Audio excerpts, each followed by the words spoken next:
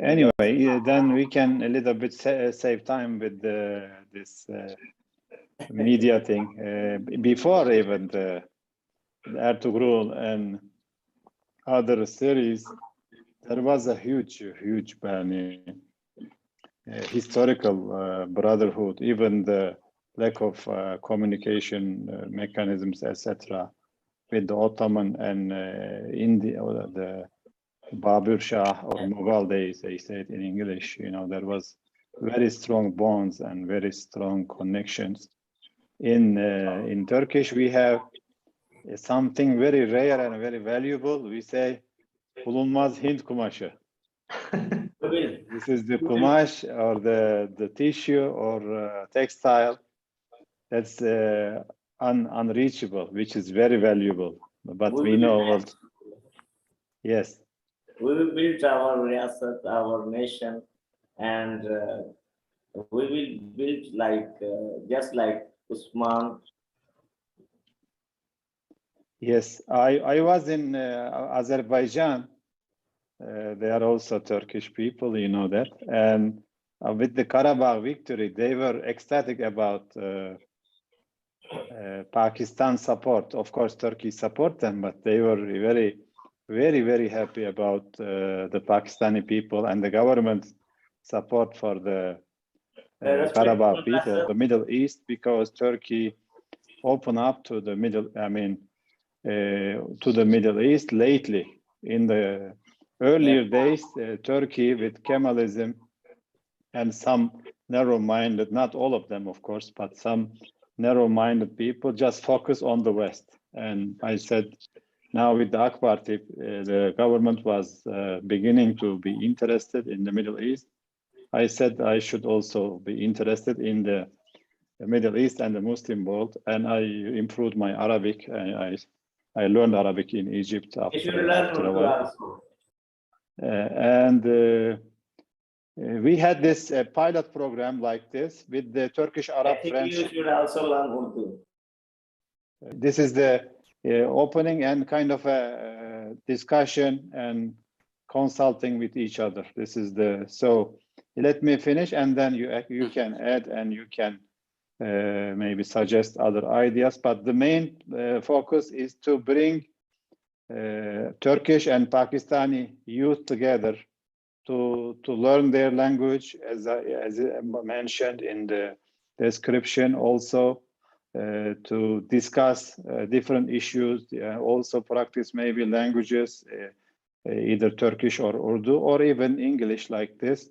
I think we have so much development, so many developments, serious developments around the world, and we should be, as the leader of this ummah, we need to take the challenge, we need to take the responsibility and offer maybe solutions, ideas. Some of the problems we can solve. We know we cannot solve all of the problems, but at least the problems that we are part of, maybe we can contribute. We can have maybe similar problems and maybe also solve similarly. So it is better to come together and to seek a solution. So this is the experience sharing. We had a very good program with the Arab youth and Turkish youth. People began to learn Arabic and Turkish, and now they are practicing even without, I mean, our intervention. You know, girls come together, boys come together, and now they became friends and they are continuing their interaction. And this is good. This is the purpose. We want to be a bridge between the two sides, and also we want to expand it to other Muslim communities, yani not only Turkey and Pakistan. I am also a professor at Istanbul University, but I am directing a think tank. I am teaching international relations in the Istanbul University. And okay. Just 1 second. Dr. Ahmet, please go ahead during the, when I'm still fixing this, please go ahead. Oh, thank you very much. How they call it? Teşekkür ederim? Yes, teşekkür ederim. Yeah. I am actually fascinated to be here let me introduce for the ease and comfort of those, I would say they are my sons and daughters. In fact, they are too young to be called as friends. Thank I you, am sir. retired Brigadier Amir Yaqub. I have served in Pakistan Army for a little over 34 years, and for the last 7 years, I am here in NUST, National University of Sciences and Technology, as its director of the NUST think tank. In fact, I have had this privilege of interacting with this marvelous person, Dr. Ahmet Uysal, with whom we This have is had your kindness, sir. No, I mean, I have no words to mention that. In fact, we had some lovely interactions. We had two interactions during with ORSEM, where Dr. Ahmed is the director, and we had some lovely TRT people and other lovely Turkish people who attended that. In fact, let me share for the comfort of all boys and girls. I visited Turkey for the first time. In fact, the only time I visited in 2010. I remember I was sitting outside the Blue Mosque, in fact, inside the Blue Mosque for Jummah prayers. And there was a little elderly person sitting next to me. And when I introduced, he actually asked me, where are you from? And I said, I am from Pakistan. He just held my head and kissed me on the forehead. The kind of affection that you got while in Turkey was amazing.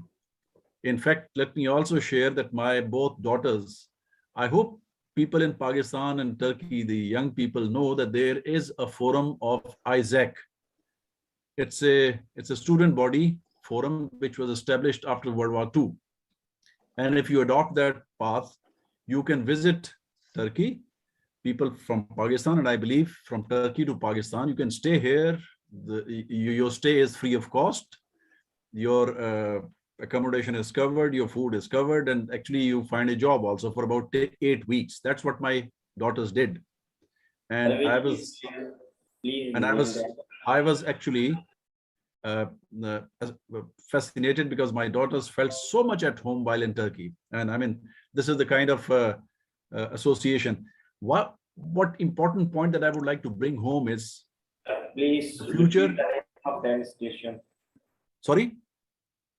Please repeat the name of that institution or forum. ISAC. I think Isaac. ISAE. I think ISAC. You can put a message. I'll write it down there. You just note it's ISAC. It's an international student exchange program. You have in every university, you have office for that, and there's a proper selection procedure. You can visit various countries once every year. I'm not very sure because of the corona, is it still going or is it not at the moment?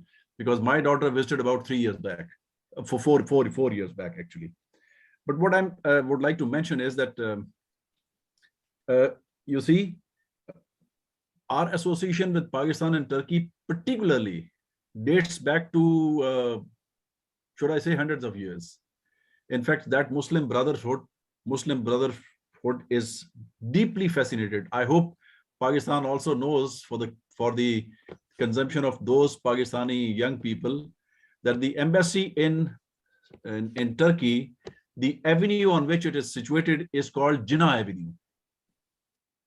It's named after Quaid-e-Azam Muhammad Ali Jinnah. They call it Jinnah Avenue. And it was player visiting there. In fact, I also had a pleasure of visiting one of the universities in Turkey, where I was able to take that famous cockroach. It's a kind of a burger. I hope the young people from Turkey will call it rightly. I may be able to pronounce it rightly, cockroach. And there was also, the goat milk ice cream, famous dishes.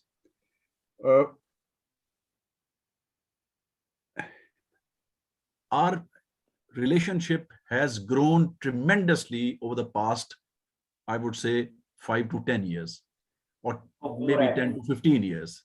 In fact, I told you that the history is rich in our common understanding. Now, I'm also fascinated to see that all young people, most young people are here, young people from Pakistan and Turkey. This is the present, this is the future.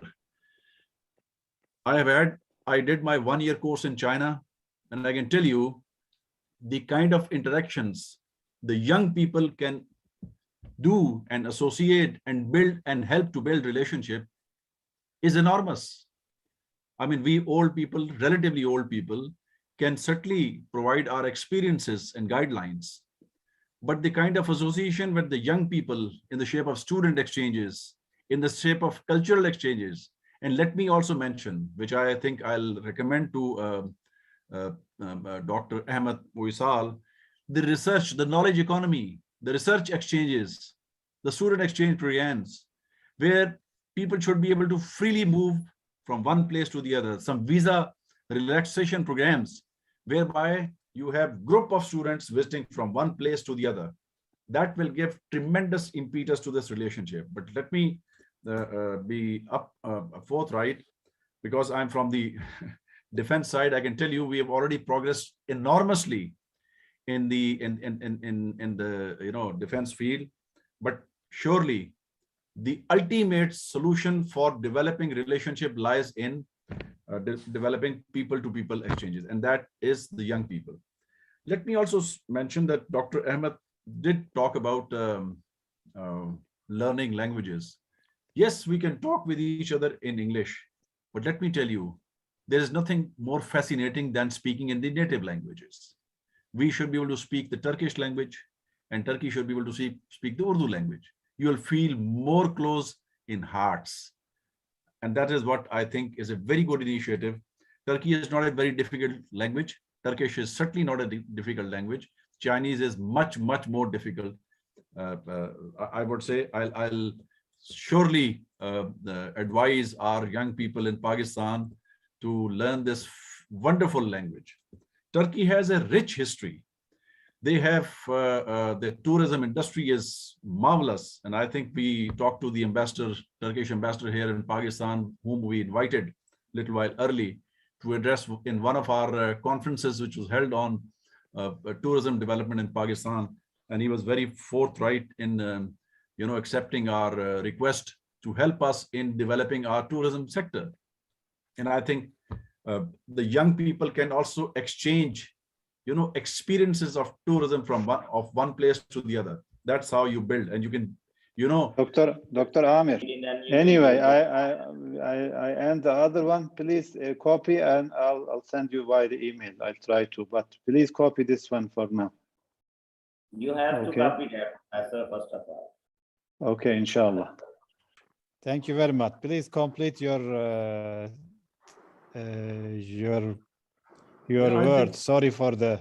No, I understand. I think I spoke enough. I think there are so many people.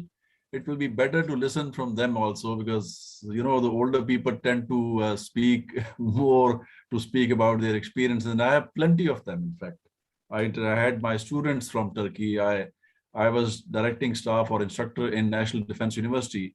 Had a little bit of teaching experience in China, in Tsinghua University, in Central University for Finance and Economics. I had lots of interaction with Turkish people, and I can only say that this is such a playerful experience of interaction. And I would request our Pakistani participants to please come forward. Actually, the best cooperation is through young people. When you speak the native language, when you do that knowledge economy sort of, interaction, you do the student exchange, you visit places, that's the best way to move forward. And at the government level, I think things are moving in the right direction. But I think as we call it, people-to-people contact, it's such a wonderful initiative which Dr. Ahmet Uysal has taken. And I think we must all cherish that this moves forward in the right direction. Thank you, Professor Ahmed. Thank you very much, Dr. Ahmed. Thank you very much, Dr. Ahmed. And Dr. Javed, are you here? I try to see your name. Dr. Javed.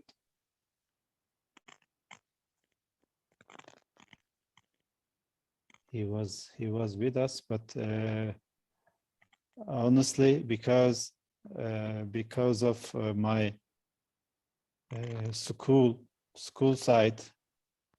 Normally school have a different account giving us for this is a standard account. We also have this a special Zoom license for this meeting, and so I kind of mixed it up with the busy, and also you know that the Middle East is very busy. So I don't want to keep it too long, but the purpose of this program is to keep young minds together. That is living in a globalized world, and we are also having really serious issues around the Muslim world, from Afghanistan to Syria to all kind of chaos in the region. But at the end, we know that we are living in a chaotic period right now, history, that the Cold War ended, which is the fighting between America and Soviet Union, and now the world is trying to find a new order, new system, and we are part of it, and we either be passive and we be affected, or we'll active, and we affect these changes. So without having a clear idea, clear perspective, we cannot change, of course. And Muslims are huge numbers, but they are weak in a sense that they are dominated by the Western powers. This is not supposed to be. We should be, strong again, like the old days, and we have all the potential. I know I had a lot of bright minds, Pakistani minds. I met them in America. They are Pakistani scholars. They are doing very, very, very good. They are very smart, very active in the West. Why they should not serve our societies? And we have all these potentials, and we can help each other. We can cooperate. So this is the purpose, to come together and to also, share ideas and opinions, and also appreciate a good level of interest in the program. It means there is a need for this kind of connections, as also, it is not so difficult with these, without getting out of the house. We can meet each other, we can learn from each other, we can share our perspectives, ideas, etc. And in the old days, like Bukhari or Imam Hanifa, they traveled a lot to just get to learn one small word, a long distance by horse and camels. But today it is very easy. So we can use that. I also noticed that some brothers and sisters, they began to learn. They speak good Turkish, but many times I tweeted and I said Urdu is one of the most commonly spoken language around the world, and can be understood by many people around the world. And I promoted actually the Urdu language. I do the same for others also, to learn Turkish, other brothers and sisters. In any way, there is a good hope that we also communicate. We have a couple of maybe accounts I can share. We have a Facebook group in Facebook about these details. Of course, maybe some of it, Omar Farouk is and Salman are my sons. They are also very eager for Muslim cooperation. They get maybe the group. They are gonna Omar is gonna help, and maybe other candidates we can have with discussions. We have language learning format. We'll have also discussion format. We also have maybe more slow practicing formats. And as I said, we live in a globalized world with a lot of technical advantages. Of course, we complain about the impact of technology on our children, on our youth, but we should also use the advantages of these technologies like this one. We have we have a Facebook group. It is also easier. Maybe sometime we can meet over there also in the Facebook group. This is solely for this group. We open it with the Arab Turkish Friendship and Brotherhood, and then now we are adding other, Pakistan and other groups, and it is easy to inform, not only by email or something. So if you join this group also, some of you joined already, but it is good. And there also we can have sharing some general ideas. Like I asked before, what are the topics you want to discuss? One was I am saying the Turkish Pakistani relations were as a topic of discussion was very prominent. Alaikum salam. They want also learning opportunities for students, exchange programs. What are the, as the Isaac and Dr. Amir mentioned, if I would enter into your conference. Yes, sir. Dr. Javed from Pakistan House, he was gonna come.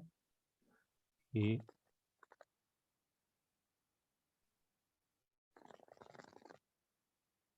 should be able. Dr. Javed, please also, if you join, please let me know.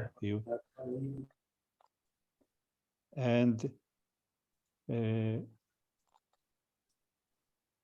can speak Turkish and Chinese, mashallah, doing bachelor's in public administration from Karachi University. Excellent. And anyway, yes, let's maybe we'll have all the, if you do not, I mean, I think all of you filled the form, what you like, and we know about you, but if you didn't do it, maybe remind you, Omar, you can paste the form one more time, because some of the friends maybe come by recommendation from other brothers, and turn off your list.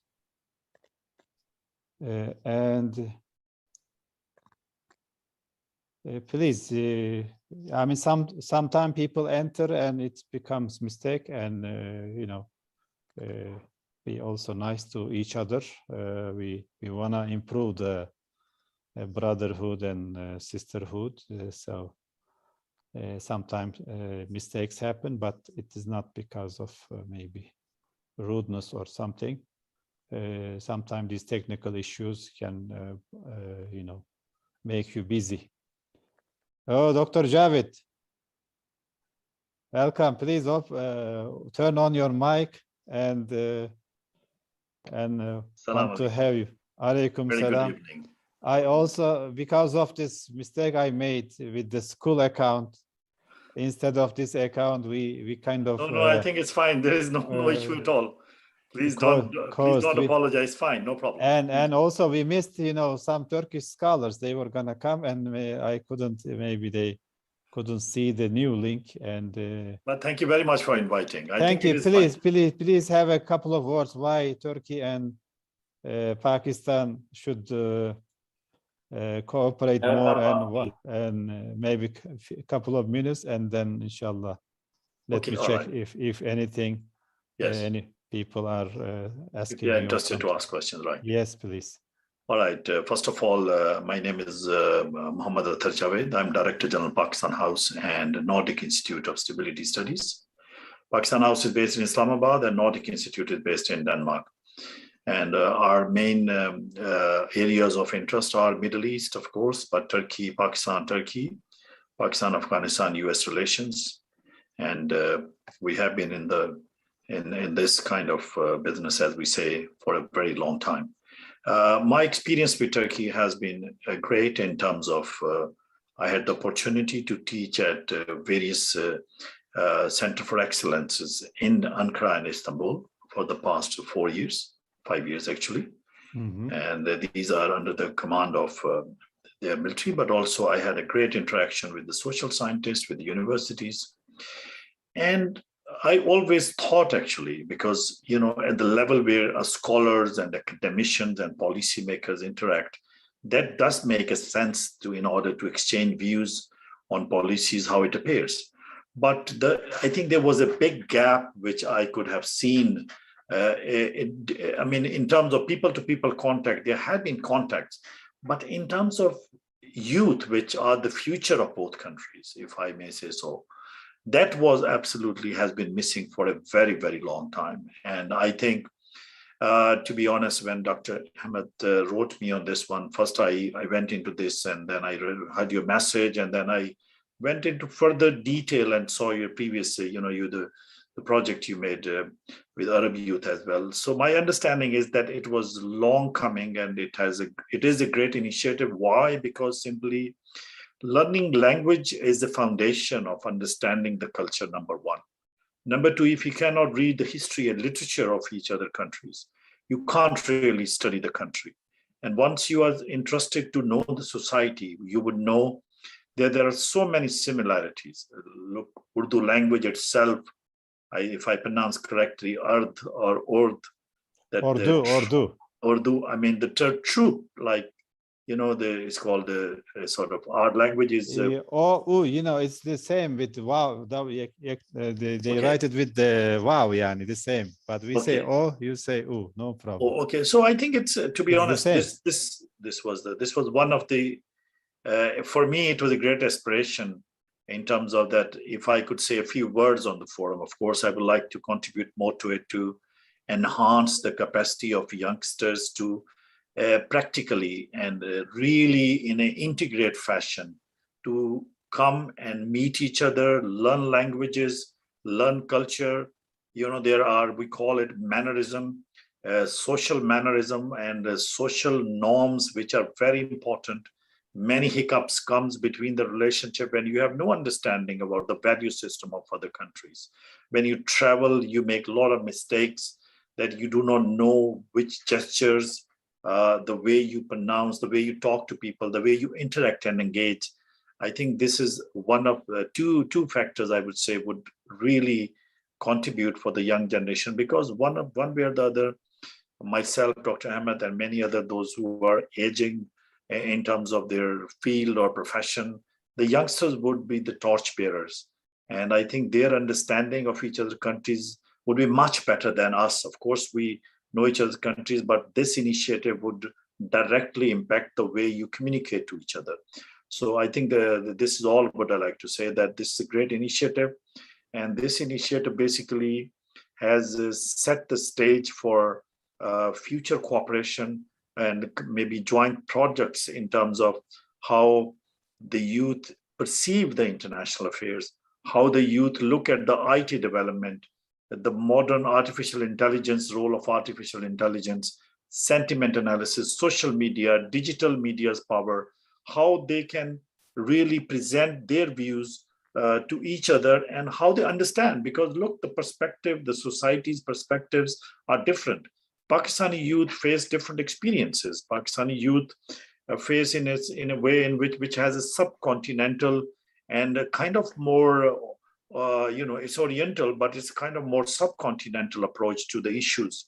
And in Turkey has a great mixture of European, Middle Eastern, and also Euro-Asians, all these combined. So the experience itself of Turkish society is remarkable. For the past 1,000 years, if we look into Turkish experiences, basically from governance to rule of law, developmental sectors, infrastructure building, medicine, surgery, all those inventions which contributed by the scientists coming from these areas are remarkable. From our side, Pakistan is just 72 years old, and but we had this 74 years old. But we have a great experience. Our experiences also coming from the pre-partition with Turkish, this, during the Ottomans. And we took a stand. I think it shows this. This is what I think we need to understand, that we should combine historical experiences with the modern contemporary understanding of the issues and the politics. But for us to understand, one factor will contribute, that is the dedication and devotion to understand the language, to learn the culture, and play a positive role. Because these days, the worst thing happening to the youth around the world globally, I'm not saying Turkish Pakistani, even the European youth, they are in tatters, in disarray, directionless. So I think combining history and understanding the role of each other societies would contribute to your understanding that how when you become a leader, a doctor, engineer, a team leader, maybe in whichever field you would go, and this would affect your understanding. So my all the appreciation and facilitation to Dr. Ahmed and the project itself. And if in any capacity, if Pakistan House and myself could contribute, we are always there for you unconditionally.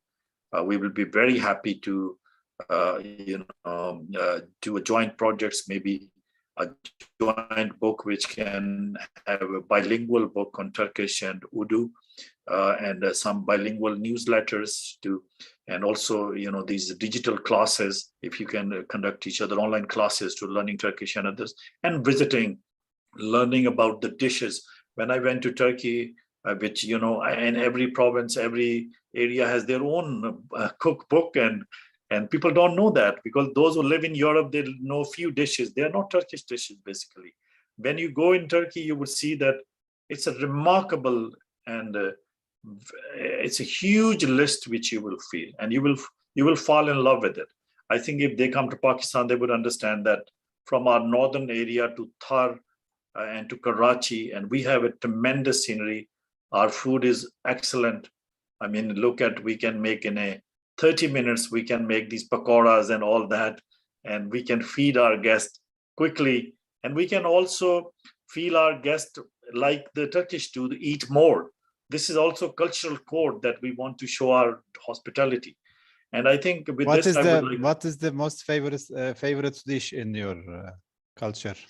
Oh, we have several, but I think the main tops the list, which we call it nihari, halim, and kadai, and of course dal. Our lentil, red lentil, is very famous, and also we actually. Biryani. Yeah, of course, the Turkish biryani. Biryani is very famous. Biryani is as well, but Turkish friends, we have this. If you come to us, we will feed you in grill and with less spices. I know you guys eat very less spices, and when I visit Turkey, I always have asked for the green chilies and the chilies in vinegar. So make sure that I keep that taste, but also enjoy the taste of Turkish food. I think the dresses, beg your pardon? But as we all of you know that this is introductory lecture, so instead of talking about the foods, and we will feel hungry after listening more about the food at that time. Sajid Ali, please do not intervene. No, it's all right. I could tell you about this I gave you. Just listen, the interaction about not only the language. Language is one part, then it's culture, and then it's society. So you cannot really separate each other. They all are linked. I mean, I mentioned foods and everything just to give you a taste of that, how integrated and multifaceted relationship will be. When you go to another country, you learn language, you're not going to remain hungry. You want to taste their food. You want to go and look at the museums. You want to look at their history. So how are you going to detach yourself? So I think I appreciate you want to listen about the introduction of the project and as such. So as I said, that if you like to study a country, a society, the first parameter and the first benchmark is to learn the language, and then to learn the culture. As we say in a social construct, if you are not aware of the gestures and of the cultural codes, you cannot understand any person. You can go and meet when you shake hand and touch your cheek to each other. This is not in Pakistan, for example. So these for us is shaking hand is enough. In other word, in Turkey it's different. So in Europe it's quite different. So we just want to combine all those factors to make you understand that combining and learning from each other experience has a very wider scope.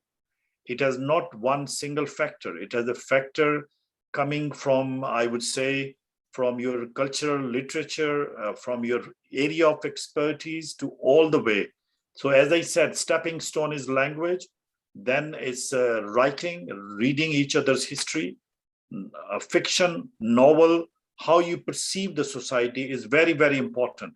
A Turkish young man perceives his society, his issues differently than Pakistani. So you can only exchange when you learn from each other. Otherwise, you cannot exchange views. Will be exchanging a contrast, a dichotomy. You will appear a dichotomy, but parallel, I would say, I would really appreciate that everyone, those who will join this project and start learning language must also start learning history in whichever language is possible in the beginning. But once, because you can't be proficient in Turkish language or Urdu language in such a short period, or maybe it will take years for you, but the inspiration will come to you only to understand it.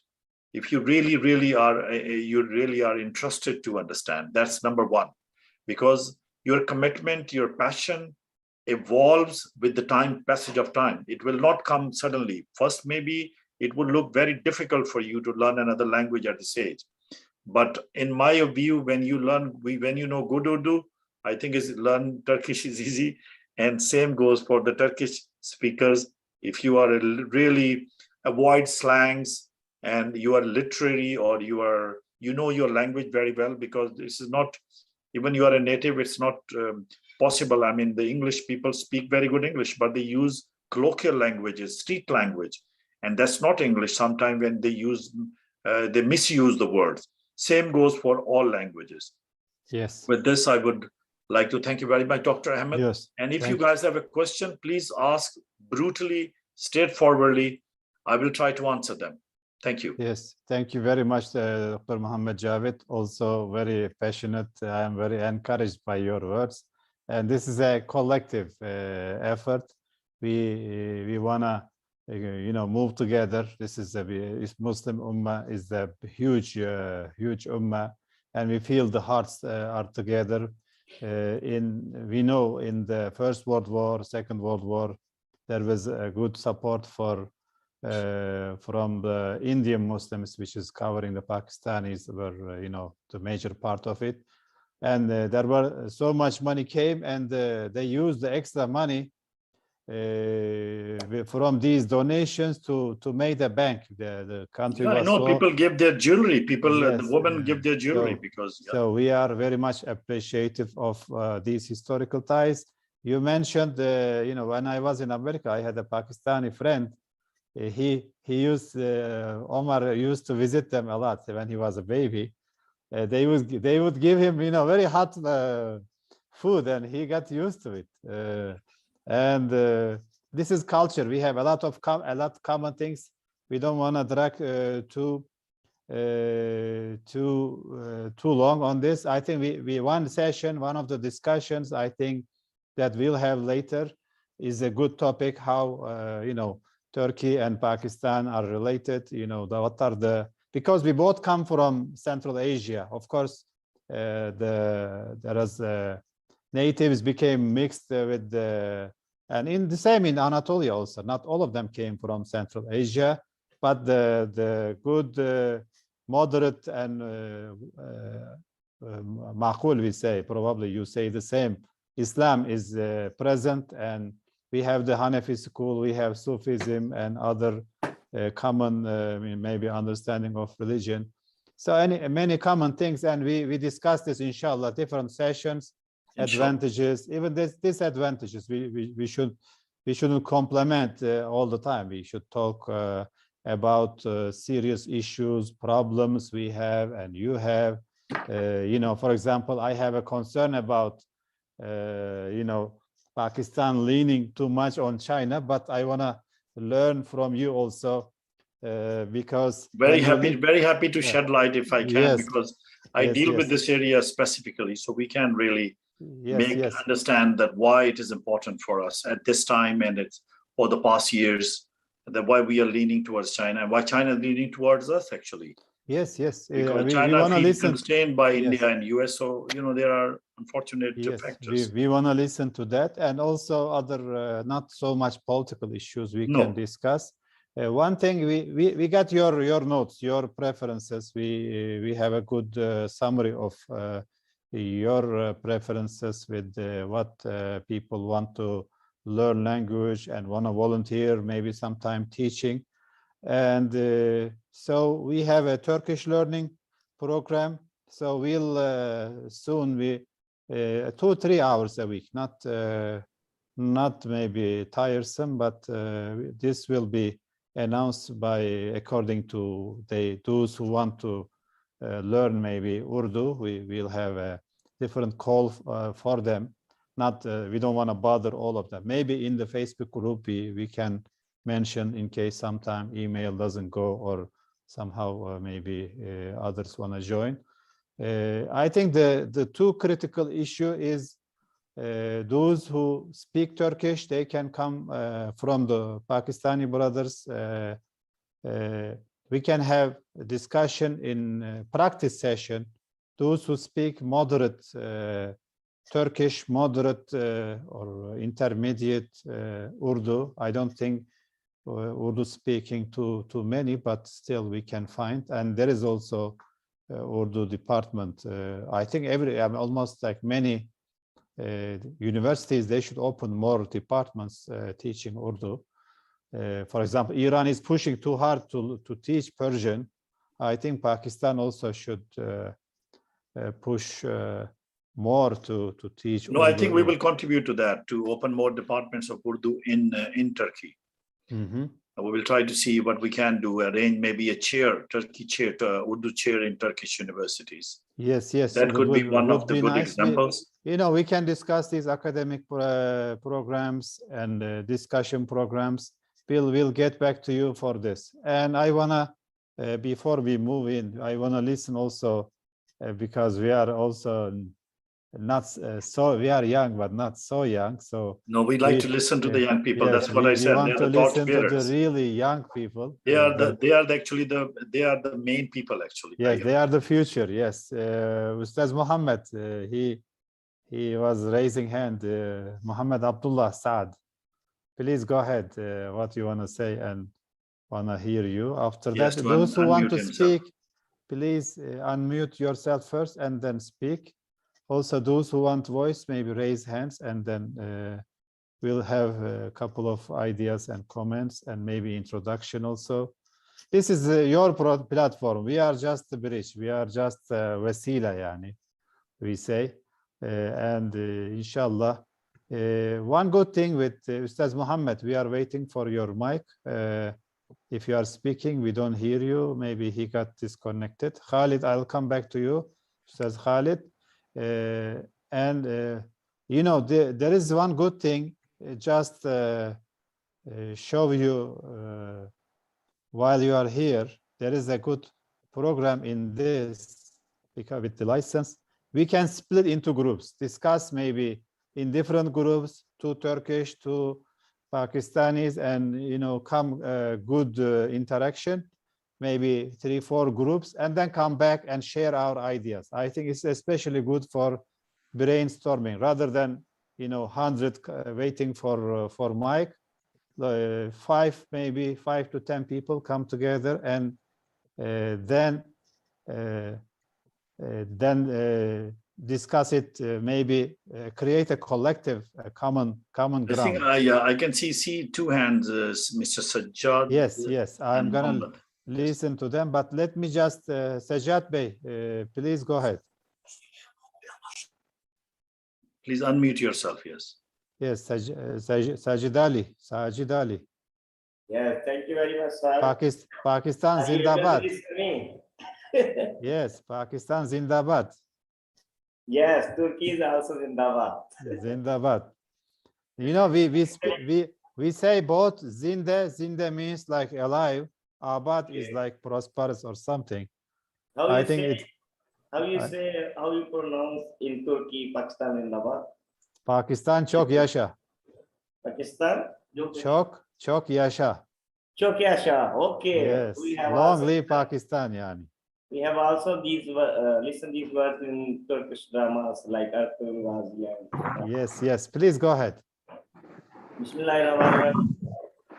First of all, I apologize to Dr. Professor Ahmet Uysal and Muhammad that I have interrupted you during the conversation.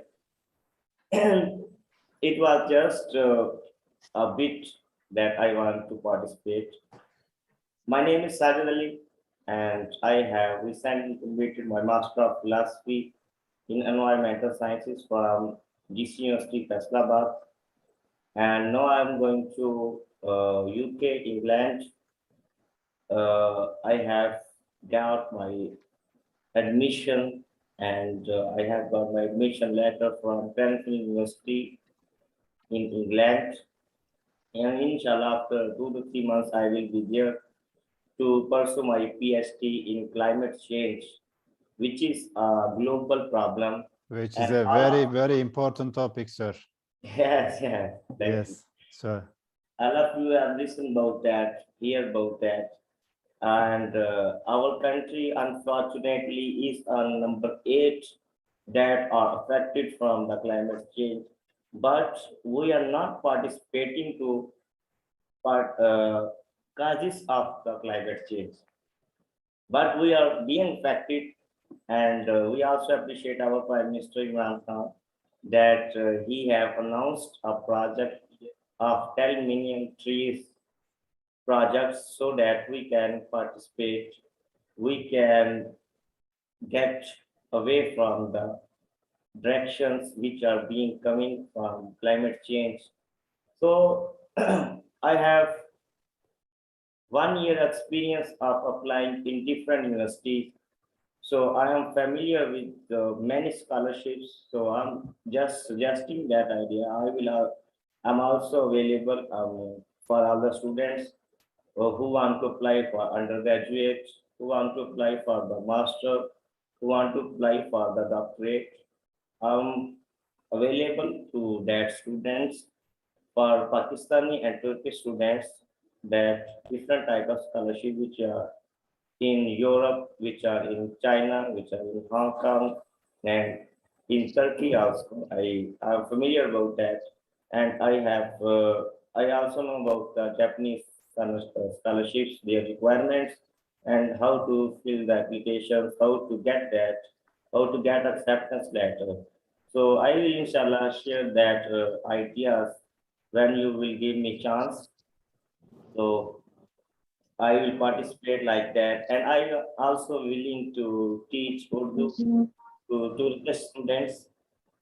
If they know English, then I will teach them Urdu because I don't know the Turkish language, and I am also willing to learn Turkish language. And that's all. Thank you very much. Thank you very much. And you just the barakat of this meeting, you brought up a good topic, which is the scholarships. You know, our young people are very smart, very qualified, maybe have also good chances, but sometimes you sit on the maybe bunch of gold. You don't know. If you don't know, you don't get benefit. And the sharing these experiences with scholarships, with applications, good universities, maybe like a good reference letter, etc. So this can help a lot. And sometimes our especially Turkish students, they don't know how good they are sometimes, or they don't know there are other opportunities. They just want to depend on their families, but these good universities or good companies, they always prefer smart one over the hardworking students. So sharing this, Omar, please add this topic as one of the topics of discussion because this is like a pill. You bring the experience with also says Javed and others, you know, and myself can also maybe join this, and it would be a good topic to discuss. And maybe everybody can have a better opportunities. And let's have a lady opinion with Ustaza Kiran. Hi, Assalamu alaikum. Alaikum My name assalam. is Kiran Mehboob, and I'm a psychologist running my startup where we train kids on child sexual abuse. The very important thing which I wanted to share, like almost 10 years back, I was part of this student exchange program. It was in India, and we went there, and I realized at that time that language is very important, just not to communicate but to understand the culture. As the one of the professors said, that language is not only the medium. You have to go through different, you know, you have to see their culture, you go to their museums. So I realized this thing back at that time. And why did I felt that, you know, Hindi, Urdu, and they even speak Urdu there, that is very similar. But what I felt was there were more speaking English than Hindi or Urdu. So I felt when we were talking in English, so they lose their own cultural aspects, and they were quite far from what they were actually. So I realized that how language can transform us, and how much it is important to have your Guys, please mute your own. mic, please, guys. Sorry to interrupt, Kiran. Please, It's all of okay. you, kindly mute your mic so Kiran can explain it clearly. Thank you. So I was sharing that at that moment, I realized that language is so much important that it actually linked you to your own roots and your cultural values. So I came back, you know, initially when I was a kid, I was a student of Beacon House School, and I used to actually, you know, feel ke hum Punjabi bolenge, we speak in Punjabi, so we are Pendus and things like that. But after You know, the that, Pendu terminology, Dr. Ahmed, is used for the villagers, those yes. who live in far-flung areas from urban town cities. She's used one slang, Pendu, which means the villagers. So Yes. it's like more, they use it towards a derogatory, like more looking down towards someone who is not Yes. really from the city. Yes, we should learn these details. And This is Punjabi, by the way. Punjabi. It's a Punjabi terminology. Yes. Yes. Go ahead, Kiran. So yes. after that, okay, sir. After that, I realized that we need to own our language. If we want to flourish as a nation, if we want to grow, we need to own our language. And language is the first step. When we start owning it, then we start doing things. And believe me, after that, I start owning Punjabi. I start speaking with my family, friends, and I take pride in it now that I am a Punjabi speaker, I'm a Urdu speaker, and I'm proud of it. And I realize that how much language is not just a way to communicate, it is more than that. It actually tells from where you belong, what your roots are. So, you know, I realized that long back. Now, as I'm running my startup and I deal with a lot of people from different backgrounds, so I make sure that whoever the parents are and what from wherever the children are, we make sure that we are communicating in a language which they can easily understand, and you know, it makes them expressive. This is a very simple thing which we tell everybody, that if you want to understand the mindset of somebody, talk to them in their language. And this is one of the very famous thing. If you want to destroy any nation, destroy their language first. So Yes. I learned these things, and I am glad to be part of this platform because I feel, Alhamdulillah, I was part of US Embassy program as well, entrepreneurship. I was part of this student exchange program, and I am extending, and I would want to, educate children in Turkey about child's sexual abuse, parents, teachers. So I felt this is one of the best opportunities, and inshallah, I'm looking forward to it. So I feel that we'll be able to collaborate through this platform as well. Thank you so much, sir. It is a great opportunity for having such a good mentors. I'm really enjoying this at this moment. Thank you so much again. Thank you, thank you. Also, as we noticed, a lot of Pakistani brothers also come together with this munasabat, we say, in this occasion. And nice to have you. Ustaz Muhammad Abu Bakr, he's waiting, then Sister Hiba and Aqsa and all the... But please keep it brief, so I think getting very late in Pakistan. If you so, keep it short, that would be great, because yes, then Muhammad, we may able to answer you. Yes, Ustaz Muhammad, please go ahead. Assalamu alaikum, sir. How you say Ustaz in Urdu? Muhammad Abu Bakr. Yes, yes. Assalamu alaikum, Ustad Muhtaram. Alaikum salam. How you say Ustad Muhtaram? How you say it? Assalamu alaikum, Ustad Muhtaram. Honorable teacher, Urdu में तो ये कहेंगे. Sir, my name is Muhammad. Miss, how you say Mr. or Bey? Mr. You call it Janab. Janab, huh? Yes. We used to say Janab more. Muhtaram Janab. In Farsi they say Janab. Janab Muhammad, yes. My name is Muhammad Abu Bakr. I am second year veterinary medicine student in Bahauddin Sikri University, Multan. And first of all, it was my first experience to have a seminar and to have a webinar about Turkish language. I am learning Chinese language, but the most important point Dr. Athar has elaborated us is the history and literature and understanding the society. I have passed about 5 to 6 lectures, and I was not so in so deep about the Chinese language, but the thing that Dr. Sir Athar told me, that first you have to about passion and about commitment towards a history, literature, and society. So you would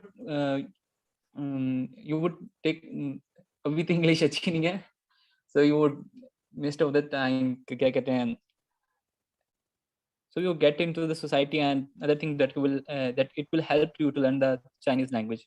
So that's it. And the other thing that I'm going to add it is our today our now Prime Minister Imran Khan's grandfather, when he was in Turkey with Erdogan, he said that his grandfather, I do not know his name, has participated in the Turkish war, in the Turkish independence war. So I took that point from that. Yes. I think he was not his grandfather. There is someone else from Peshawar who had a very high-ranking civil award, a military award. He's a different name, and I can get you the name, but it was not his grandfather. He was a Pashtun. He was from Peshawar, and the one who contributed and fought Turkish wars. Abdurrahman Peshawari, yes. Yeah, yes, the good thing that the Ottomans did not distinguish between the Pashtun or the Punjabis or whatever. No, that's because Imran Khan is a Niazi Punjabi.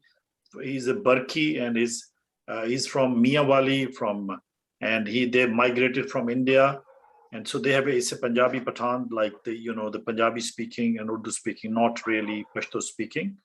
Because that in Pathans we have Pashtuns, then we have Pathans. Pathans can be wherever they're living, speaking that language. So that's why I explained, clarified. Yes. Omar, in one session, let's make to get to know Pakistani society in details. Let Umar, let Abu Bakr, let others as well. I'm telling Omar to take note on this, and thank you, Ustaz Muhammad, Janab Muhammad, Brother Abu Muhammad. Bakr. Abu Bakr, yes. Thank Yes, you yes, very sir. much. Sister Hiba, please go ahead.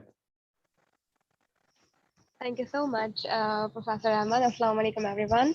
And it was really nice to listen you all, especially Professor Mohammed. And I was really pleased to listen the words from Mohammed, Dr. Mohammed Javed. Thank you so much for lighting our brain the way you spoke. I will slightly disagree to the point of Miss Kiran first I'm telling my introduction that I am Hiba Qureshi from Hyderabad, Sindh, Pakistan, and I have been teaching to reputed universities in the very young age that I have recently left University of Sindh and I have joined NED University as I am an English language teacher there. Excellent. And I'm doing my master's degree at Applied Linguistics and I'm working on the work of English with the AI, that is artificial intelligence. I will slightly disagree to the point of view of Ms. Kiran, that is she was disappointed when she saw at India that people was speaking English more than their own language. I would add that this world is a global village, and if you want to publish your history, your culture to the prior level, to the next level, you must know the language, which is globally accumulated, which is globally increased, and which is globally spoken, so that you can publish your history, you can publish your culture, and you can transport or translate your culture to the others. So learning your language, or she said that एक कहावत ही है कि अगर आप अपनी language को भूल जाते हैं, अगर किसी कंट्री को डिस्ट्रॉय करना हो तो उनकी पहली लैंग्वेज को डिस्ट्रॉय करो. शायद इस टाइम पर Hiba, let me translate this for you. She's saying a very important point that, during the prior to, I just referred to her. So in order to give a broader view, that during the partition, before that, in the late 18th century, Sir Sayyid Ahmed Khan also ran for this argument, which she is saying now, that if you really want to impact the societies, you must learn first your language, obviously, but then a global communicator, a central piece to communication to others. If I don't understand Sanskrit or Norwegian, other language, there has to be a lingua franca, we call it, a common source of communication. So English, as she's trying to say, is not to basically aim to destroy the society as such, but of course is our understanding that how we use that opportunity. So I think she's trying to say that learning English doesn't mean that you undermine your language. Maybe it gave you an advantage to disseminate your own ideas. Is it correct, Hiba? Yes, sir. Thank you very much. Go ahead. I'm just letting it here because this was a original point that you have said it. So I'm just saying that learning other languages will not destroy your language. It will actually empower you, your knowledge, and it will empower you to put your culture and your language and put it together to the other world. Thank you so much. Thank you. If you don't forget your language, some people, like in the Gulf region, Arabs, our brothers and sisters, Arabic is a beautiful language, but now they focus on English so much and they are forgetting their own language, and they have especially I like to add one point about Arab, that they're forgetting Fusha.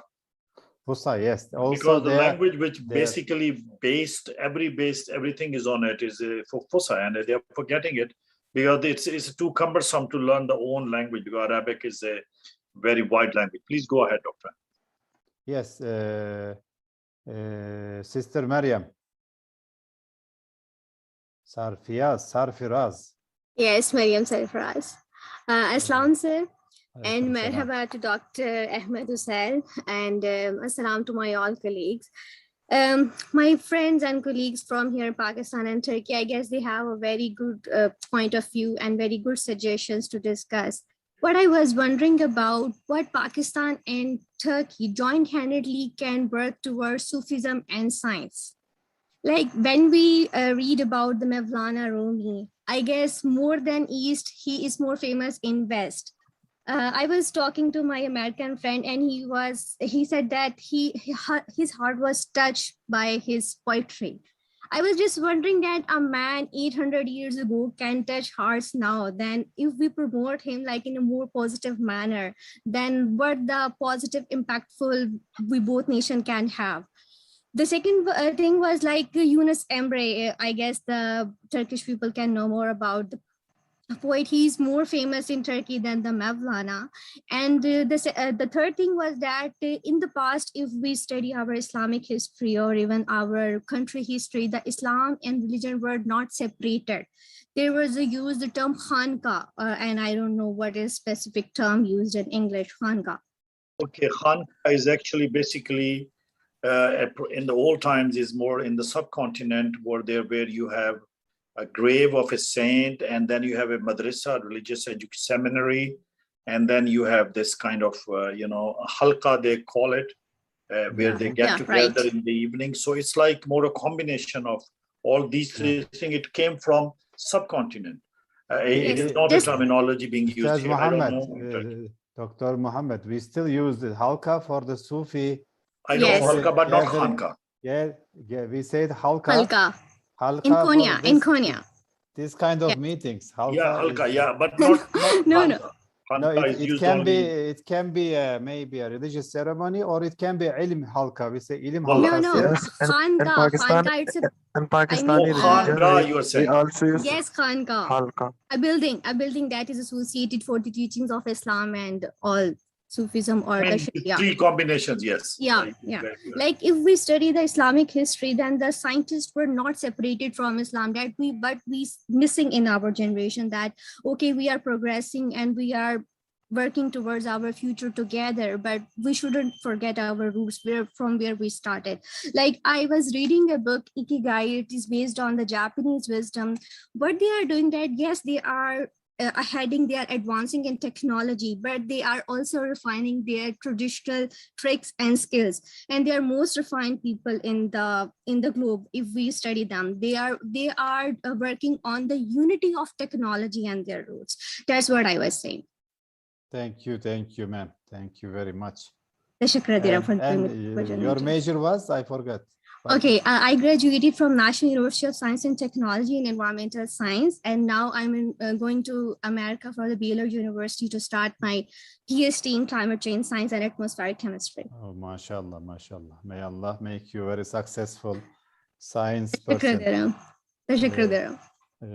You speak Turkish also? A bit. I'm still in learning phase. Yes. If you learn one language, then the rest comes easier. Yeah. Yes, let's speak to, also hear a Turkish version, Turkish voice maybe. Brother Ridwan.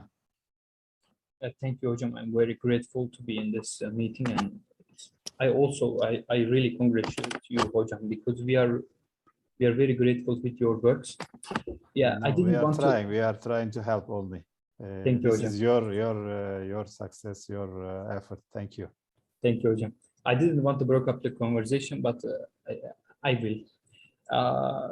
So the Turkey and Pakistan is, if they approach the situation within a realistic world order, the Turkey and Pakistan is trying to create a new world order among the West and Eastern side. We are always trying to be with the oppressed nations, oppressed countries. So, but this will be very hard. Indeed, because the dimensions and the dynamics of the new world order, but we have a very deep historical and cultural approach with the Pakistan and Turkish people. So this will be historical attempt to that will be alter the new world order. So it is very hard to do it, indeed. But we need to do it together. We need to do work together with the Pakistan and Turkish people. So this is why it's very good opportunity to share our language and our culture, to be work together as our governments do. Yes. Yeah. There is a noise coming from either the computer or maybe the mic is touching the shirt or something, but go ahead, please. Yeah, if you understand me, that is what I want to express. Thank you. Yes. Thank you very much. And Dr. Ja, yes, yeah. I just want to add something to what Ridwan said. Ridwan, we actually, the terminologies, New World Order and all this, I think we have to really deconstruct it, because Turkey's role historically and has been there always. It has been now in suspension, but that doesn't mean for hundreds of years, the Europe and all that had remained under the rule and governance and very justifiable, justful Ottoman Empire and all that. Having said that, in the modern world as well, Turkey played a very big role in the Middle East and other conflicts, as you said. But Pakistan and Turkey's collaboration, to be honest, not to challenge existing or this thing. These are the cluster of collaboration, which we call it. And it is a difficult thing to do. But one should understand that, when the former Soviet Union was in power and they were doing it, nobody believed it ever, that it was a short-lived system, but it went evaporated. Then if we look into the European Union and before that, the League of Nations, before United Nations, the international organization, the international alliances, they change their colors and settings as it develops. It evolves according to circumstances. The modern Dr. science. Mohammed, Yes. Mohammed, it's a deep topic. I appreciate your attention, but I think we'll have deeper sessions for this.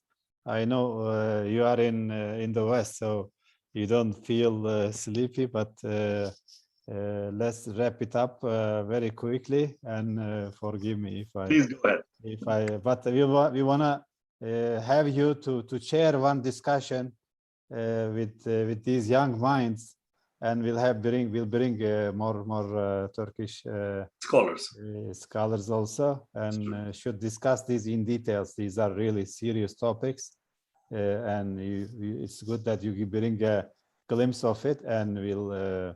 Sure. There is also Turkish scholarships for Pakistanis and other nations, that they can apply. Maybe they do around April or maybe March. It's good to try these maybe studying opportunities in Turkey. Also, we have some students also. But let's have a quick wrap up, and then let's finish for today, because it's better to be on time. And Aksa is in Turkey. It's, I think, male name, but I'm not sure if he or she.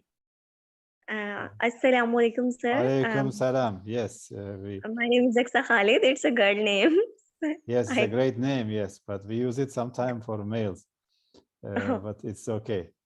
Go ahead, please. Nice to have you.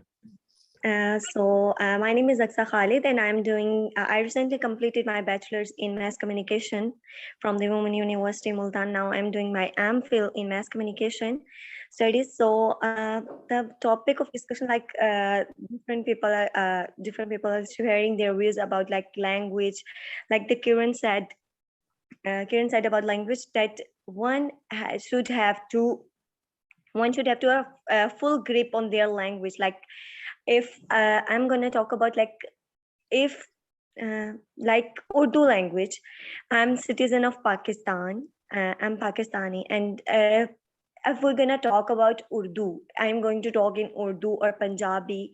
Like we feel like that there's a discrimination in the students. Like I am studying in my MPhil class, and the students the professors are all dealing with the students in English language, and there's some students who can't better understand English language, and they'll just like that the classes should be in Urdu language. But in our own university, in our own educational institution, we prefer English language because it's an international language.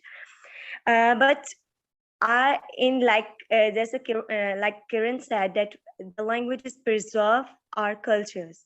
Like if we are doing studies, like I joined this group and this platform, I'm very it's a good platform. Like I joined, are doing researches, like where I'm still students, and with so many students took Turkish series or Turkish dramas to research on, to make a research on these topics like Ertugrul series. So we said that there's, if we're going to talk about Turkey, there's a lot of Western culture they showed on their they show in their dramas, like Ertugrul. If we put Ertugrul on the other side, there's other Turkish series which shows Western culture. I know that West, the impact of West is large on Turkey because it's half West or half East. So the perception of the young minds about the Turkish series and the things they got from those dramas are a bit different, like from the real. If we're gonna talk about the real, if we're gonna talk about like Muslims, but there's gonna long discussion in our class about this. And our sir, our professor, he's also studied and remained in Turkey for 2 years, and he shared his views. So my question is there, like, if we talked about the West or the East, the one you sport, the one you see in your country, which culture, it's like a multicultural, it looks like a multicultural society where you can see West. And I think so there's a lot of, if put aside Ertugrul, there's a lot of dramas which shows the Western culture more as compared to their own culture. My question is, yes, Sister Aksa, these are really good points, and maybe we can have one, for example, one Turkish movie, it's watching together and maybe interpreting with like more like cultural, and next time we have a Pakistani movie and maybe with subtitles or something. It's gonna be inshallah a good interaction, and we are looking forward to it. And thanks for your comment also. Dr. Amir, you wanna have a quick point before you leave? You hear me? Your mic is yeah. Yes. Yeah, I think to be honest, you're asking Dr. Amir? Amir, yes, he was gonna leave and he raised the hand, or another Amir. Assalamu alaikum. This is Ahmet. I'm a student of ACCA here in Pakistan from the city of Peshawar, actually the city which the sir mentioned earlier, the city where the Abdurrahman Peshawari was. So I'm from the same city. So the purpose of my raising hand is more of a question, rather sharing my idea. The question is from both the professor. There are two terminologies. The first one is people-to-people relation, and the second one is the state-to-state relation.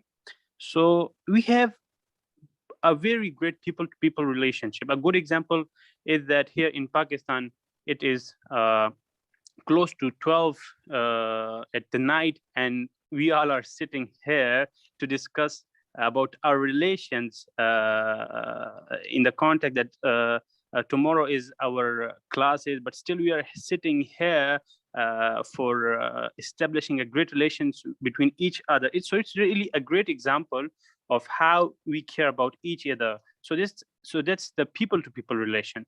But the next thing is that state-to-state relation. We see our governments talking about good things, praising each other verbally. There are great relations, but in actions, I really see that our governments are not really cooperating very much. So as the people of our countries, how can we interact with our governments to take this, to improve our cooperation in the culture, in the defense, in the education, in knowledge, in border-wise? People in the European countries, they can move around freely, can study in every country, can work in each other's country, and their economies are really boosting because of that. In terms of tourism, in terms of knowledge and education, they are sharing their ideas. They're really cashing out the relation here between we have such a great relation, such respect for each other, but we are not really cashing out our relations. So my question is from both the professors, that how can we compel our governments to take action rather speak words? Thank you. Thank you. It's a very good question. And I think the governments are cooperating. And what is left is people to people. Like if we have a journalist, Turkish and Pakistani journalists communicating directly instead of getting their news from American news papers, for example, or agencies, instead of knowing what's happening in Pakistan, for example, or the vice versa. So it's good that we are now focusing on the human side, and business is doing its own natural profit seeking, which is fine. The government, I think, also in good cooperation, but there is more room for everything. I mean, for example, a Turkish tourist want to visit East. Are they going to China or India, or they thinking of Pakistan first? Or the same for Pakistani brothers and sisters, you know, if they are considering Turkey as the first destination, then it means we are succeeding, and there is room for betterment, of course. You know how integrated these Western countries are with each other, like America and Canada, and see Australia and America. See how far they are, but how integrated they are. So distance is not a big problem, and it's a good point. Inshallah, we'll discuss with Ustaz Muhammad Javed, and us will bring, you know, all these details. What are the maybe gaps and weaknesses? What are the, and let's wrap up with Usama and Ustaz Muhammad with real quick, please. Thank you, Amir. Assalamu alaikum, sir. Thanks for arranging such type of meeting. Amir Bhai asked a very good question. The main thing is that Pakistan and Turkey, really they are not united just like Western country, because, you know, or if we see to our people see to our economy and such type of thing, Western sometimes they sanction Pakistan and sometimes Turkey previous year. So we need to unite also in language. Language is also important, but in technology we should also collaborate with each other. Thanks. My question was that. Yes, let's close with Ustaz Muhammad Saad. His mic didn't work, and then yes. Yes, Ustaz Muhammad. Yes, Assalamu alaikum. I am Muhammad Abdullah Saad. I have recently completed my graduation in BSc Honors Agriculture. That's in Agriculture Department from University of Agriculture, Faisalabad. So I was expecting that there would be some conversation between specific departments, that I was hoping to be frank with some agrarians from Turkey. So please make it possible that we can make conversations regarding our careers along with our departments, especially agriculture, as it's a need of the hour to discuss agriculture. Thank you. Thank you. I come from an agricultural area also, and very beautiful, close to Istanbul. And inshallah we'll find some. Türkçe mi konuşayım hocam, İngilizce mi? İngilizce konuş, Pakistanca konuş. Tamam hocam. Yes. Assalamu alaikum. Good evening. First of all, thank you for organizing this seminar. I'm Manzoor Hussain. I'm from Pakistan, Kashmir.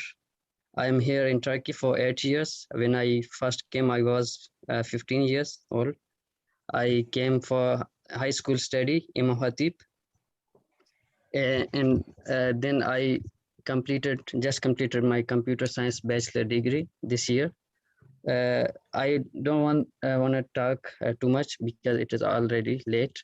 If possible, I can talk to Dr. Uysal face to face, because I'm sitting very near to Istanbul University. I'm sitting in Fatih. Yes, very good. I come to Istanbul once a week. I am now in Ankara.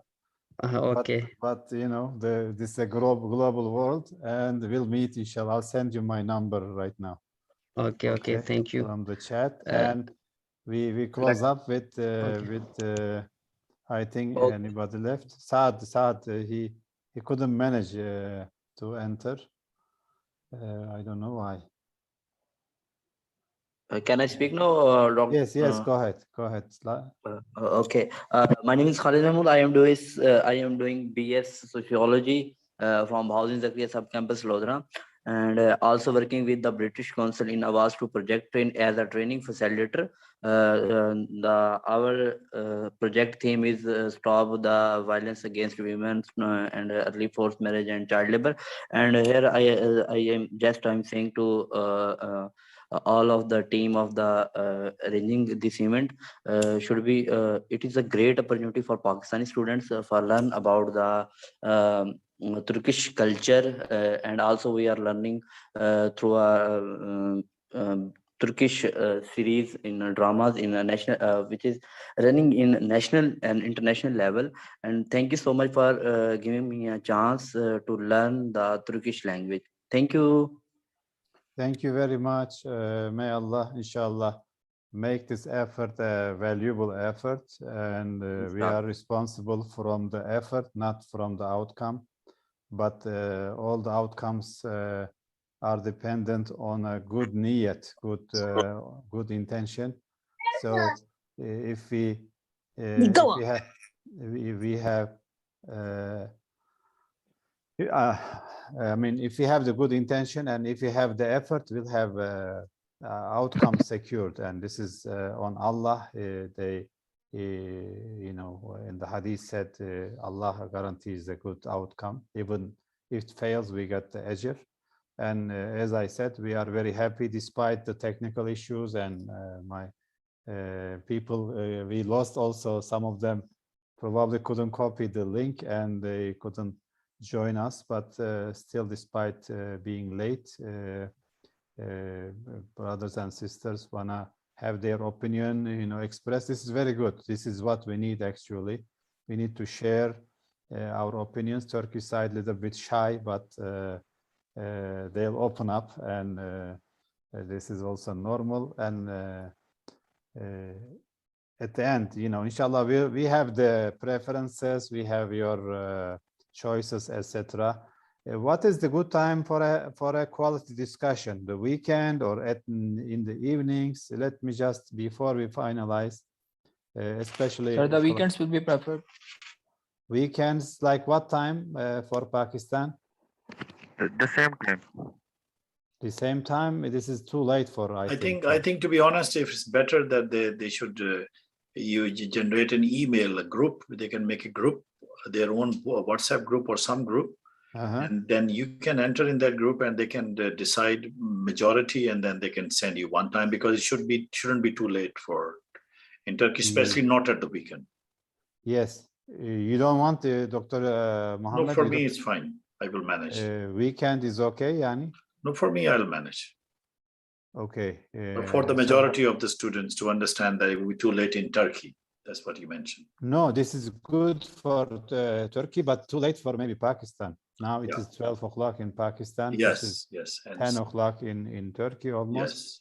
So we want to have a comfortable time. So Absolutely.